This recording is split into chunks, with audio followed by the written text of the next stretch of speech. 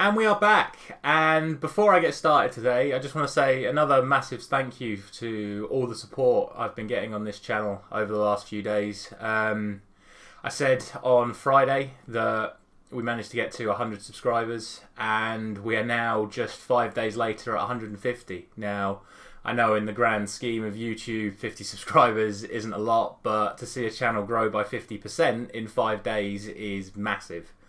And at the moment we're averaging between 400 and 500 views a video, which is fantastic, but that does also mean a lot of you aren't subscribed. So if you do enjoy the content that you are seeing on this channel, please do consider subscribing, for no other reason that it helps me get this channel out there to even more people. So again, thank you very much. Please do consider subscribing.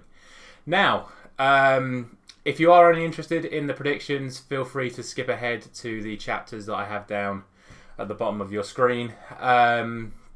I'm going to have a quick chat about the England game before we move on to usual, because if I'm honest with you, I was a lot more impressed last night. I thought that Southgate wouldn't be able to sort of change his tactics and the mentality of the players in such a short space of time.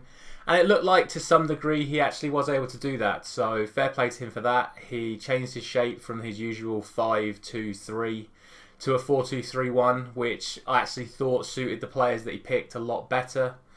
First half especially, I thought we played really, really well. It was a shame that Calvin Phillips got injured, but then I actually thought Jude Bellingham was the best player on the pitch for England after he came on, so silver linings and whatnot. The only disappointments for me were whatever he said to them at half-time was completely and utterly the wrong message after what I thought was a relatively good first half, like I said. We then decided to take the approach of just sitting in deep. Again, I don't really know what he said to them, why it wasn't just carry on what you were doing, I don't really know. That then, of course, led to Germany taking the lead. Again, he was then a little bit slow to respond, waited until the 70th minute to make any sort of meaningful substitutions. Again, they were like-for-like changes, but they were players. There were players coming on for players that I thought had really poor games. Mason Mount especially, I thought, offered nothing in the entire 70 minutes he was on the pitch, and passed up a couple of opportunities to put Kane and Sterling in on goal and decided to be selfish instead.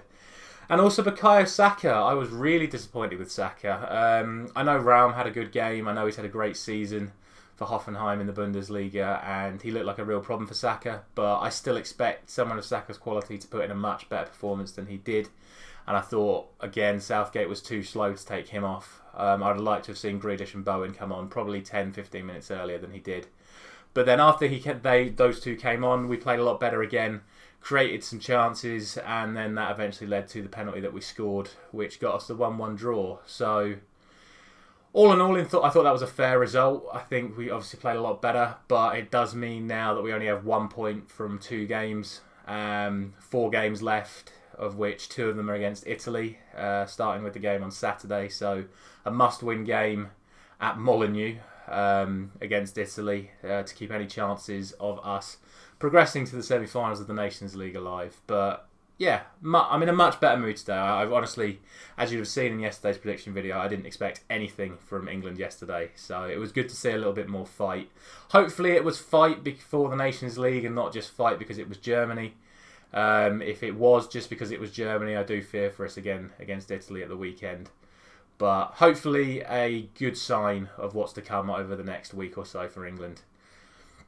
Anyway, enough about that. Let's get into the regular scheduled programming. We'll run through Matchday 7's results and then look ahead to Matchday 8, which sees a couple more of the home nations in action. As always, drop a like if you enjoy this series. Let's get straight in to those Matchday 7 results. And if I'm honest with you, if it wasn't for the England game, it would have been a clean sweep, because every single other one I got the result correct, which makes a change. I normally get 3 or 4 wrong. Only slight disappointments come in the Turkey game, which was 4-0 up until stoppage time, where they scored 2 more, so I missed out on a second 3-pointer for Turkey. And the Italy-Hungary game, because Italy were fairly dominant. I had that game up on my computer whilst watching the England-Germany game, and it was an own goal, which meant that it was 2-1, not 2-0. So little bit disappointed to miss out on a few points there. But all in all, a really, really good day for me. And again, fair play to anyone that did put 1-1 for the Germany-England game. I saw a couple of comments suggesting it would be 1-1. So well done for having a little bit more faith than I did. But all in all, that gives me a matchday score of 5, which I'm never going to complain about from a 6-day game. And my tournament score now goes up to 32. So again, as always, let me know down in the comments how you got on for yesterday, how you're getting on for the overall tournament. Let's have a look at match day 8. And, well, unfortunately for you Nation League fans, there are only 4 games today, and they're all at 7:45. We have 2 games in group, well, I keep saying group, 2 games in League B. It is the group of Ireland, Ukraine, Scotland and Armenia. Ukraine and Scotland coming in with their first Nations League games of the campaign.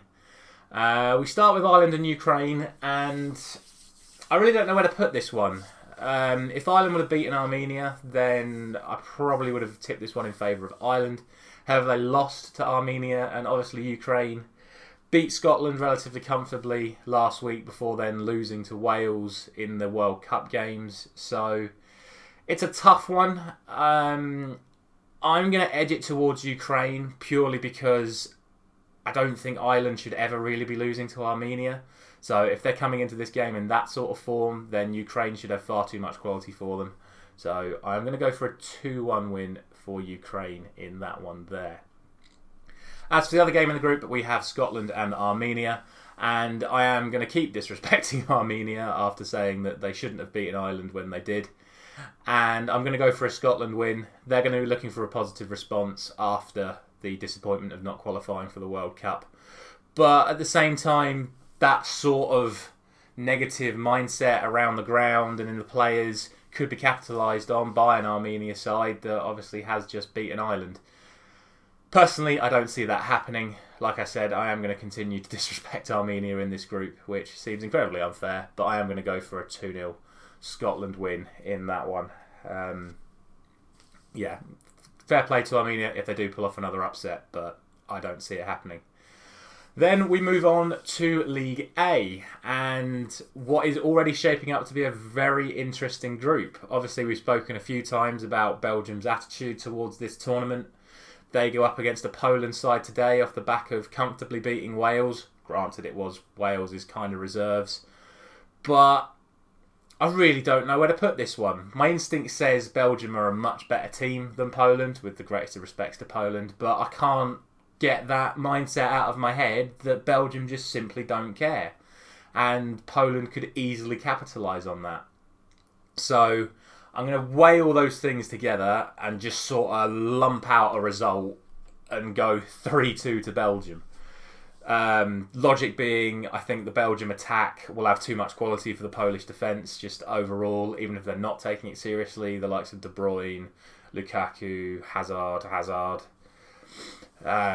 Carrasco, that's what, etc, etc, etc. The Poland don't really have any like standout defenders that should be able to deal with that. But equally, if Belgium are going to be sleeping, the likes of Lewandowski, Zielinski, etc., will be able to capitalise at the other end. So I really do think any scoreline's on the card here. So I'm just going to go for quality-based Belgium 3-2 win. As for the other game, we have Wales coming in for their second Nations League game, obviously off the back of defeat to Poland, but off the back of winning against Ukraine and qualifying for the World Cup. They come up against the Netherlands, who are going to be on a massive high after their massive win against Belgium last time out.